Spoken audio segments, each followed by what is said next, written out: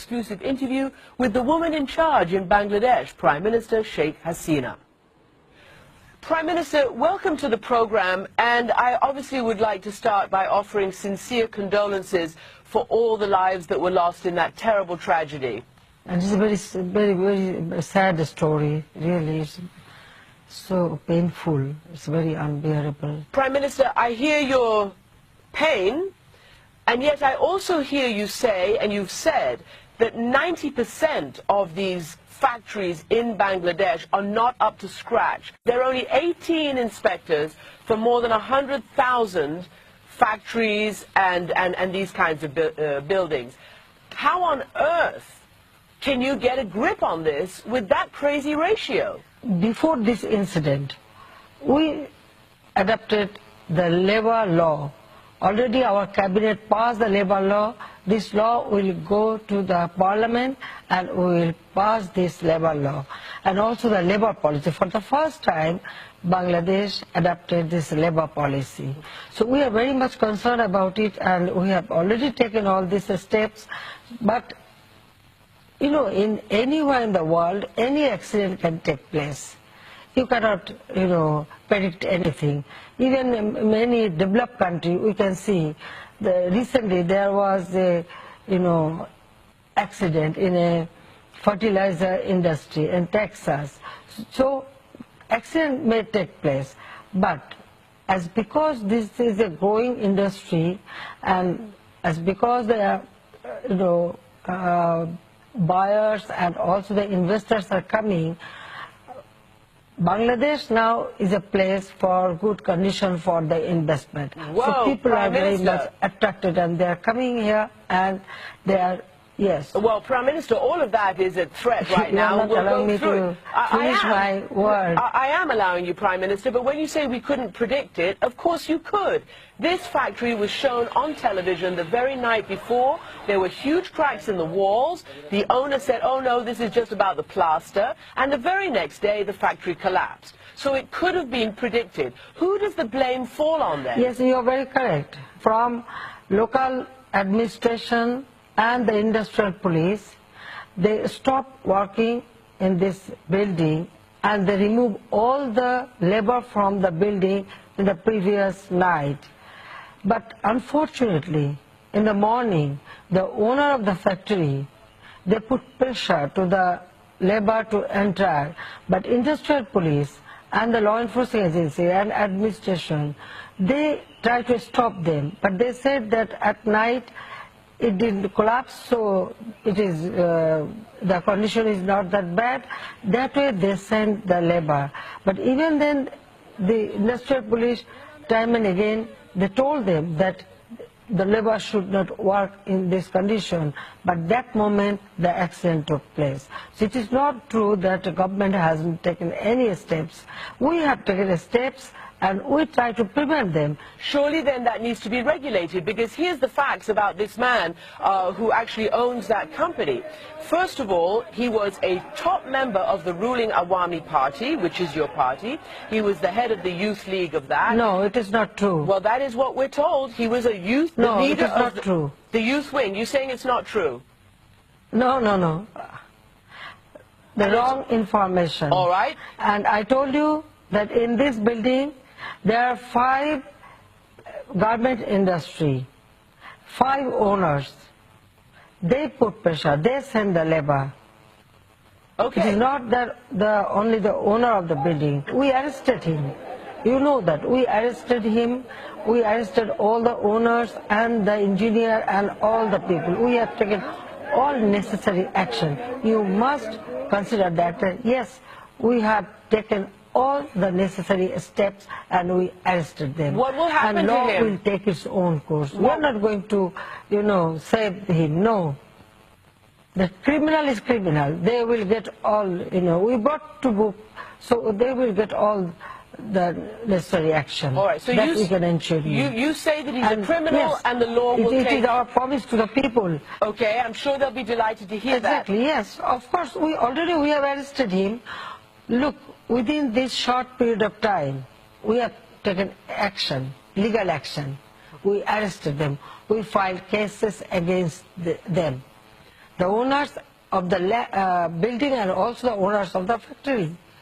So our government, we take all necessary steps. The problem is the people have seen this and these promises before, and they don't actually say that they believe he will be fully punished. But of course we'll wait to see how this case proceeds.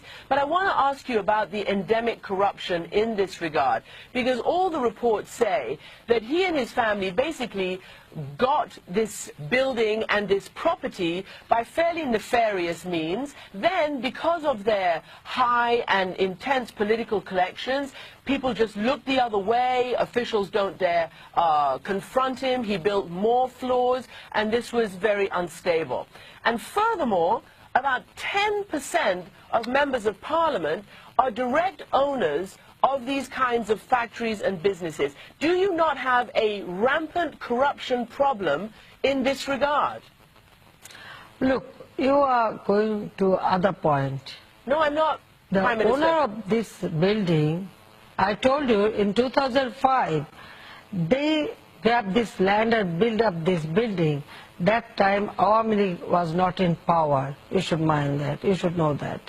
And the business and factory owned by people, they are the business people. Any business person, if they commit any kind of crime, our government always take action. We are here to serve the people, not to protect the corrupt people. At least not our government. That I can assure you. All right, well, people will be very happy to hear that, because even last year, the U.S. ambassador to Bangladesh said the following: these developments could coalesce into a perfect storm that could threaten the Bangladesh brand in America. I point this out because I want to know whether you're worried about retailers walking away from what is a huge industry for you. Already Disney, which is one of the world's biggest, if not the world's biggest licensor, has said no more product from Bangladesh.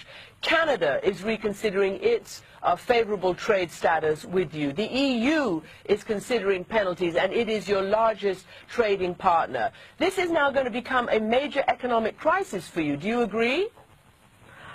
Listen, if they want to do business, this buyer, they also consider they should increase the price of the garments so that the business can run properly and the labor can get good salary. So they are also partly responsible for it. What I feel that all the investors, when they come here, yes, they get cheap labor, and that's why they come here.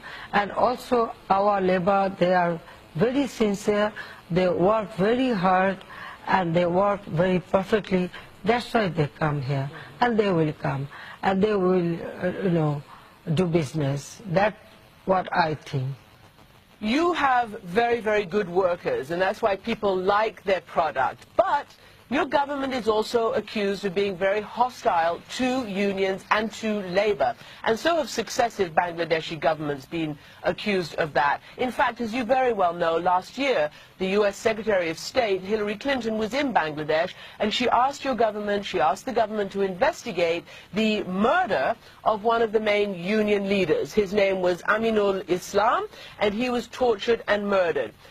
There has been no answer about why that happened, and perhaps if he had been alive and there was more organization, these people would not have been forced by this corrupt owner to go into that factory when you say the government said it should have been closed down.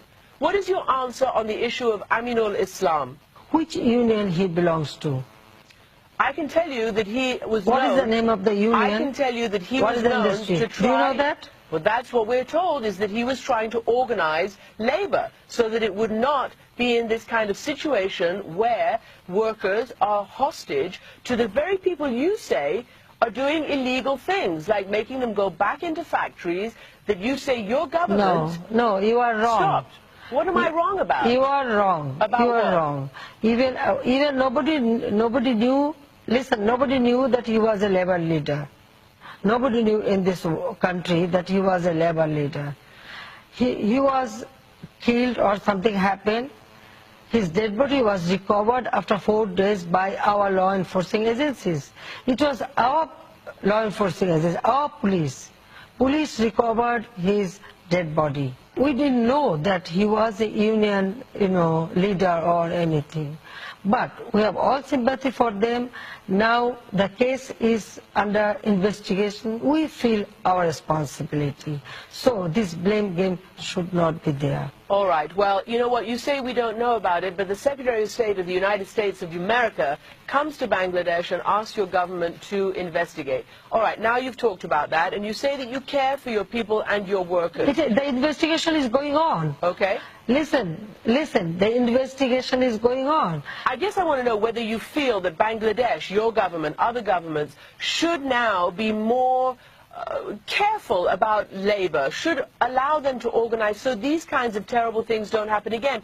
And I want to ask you in that regard what your reaction is to what the Pope himself said yesterday publicly. He said not paying a just wage, not providing work, focusing exclusively on the balance books, on financial statements, only looking at making personal profit, that goes against God. And he called the Bangladesh labor force slave labor. That is the Pope saying that. What is your reaction to that?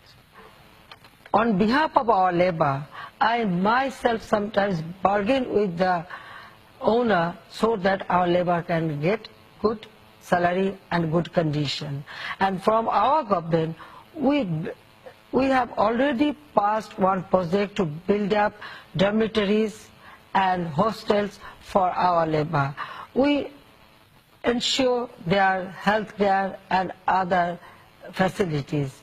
So in our country, yes, it's a poor country, people come to work, but our government, I can't say about other government, but I can tell you about my government. We are always in favor of labor, and their better condition should be ensured, and we always consider that. Prime Minister, there does seem to be a tremendous lack of transparency. And I say this because CNN has not been allowed to come into Bangladesh to report all of this. And frankly, to see all the things that you're saying, it would be good if we were allowed to do that. And nor are other international news organizations either. I'm sorry, CNN was not allowed to come to Bangladesh? No, and I would ask you right now, please, to change that. What did you say? I did say that. CNN is not allowed to come to cover this story. I'm sorry. No, ma'am. What did you say? I said CNN and other international organizations have not been allowed to come to Bangladesh as journalists to cover this story. They have put very draconian conditions on... No, it is not true. It is true. No. Yes, it is true. No, Bangladesh is a free country. We would hope that. Listen, in our country, we have private television. What? No, tell me one thing. If it is prevented, then why I am talking to you? No, because I'm not there, I'm not supposed to talk to you. Prime Minister, I'm not there. If we prevent you, if we prevent CNN, then why I am talking to you? Then okay, you stop it, you don't publish it. If you mean that we didn't allow CNN to come to Bangladesh, then you should not publish my interview. Well, I'll tell you what, our CNN authorities and our journalists have been told that they must sign waivers, sign papers, and I'll read you what they've been told. Visa officials say they have the right to review, confiscate, any country if you enter, if you enter, no, it is not. No, I don't know about it. But yes, of course, there are some rules, regulations. Each and every country, they have these rules, regulation, and everybody should follow that. We lost our people, and I do politics for these people, this labor. So each and every life is very precious to me, and I personally feel sorry for them that who lost their nearest and dearest one, and they are my responsibility. So I have to look after them, and we are doing it. Prime Minister, thank you very much for joining me. Thank you very much.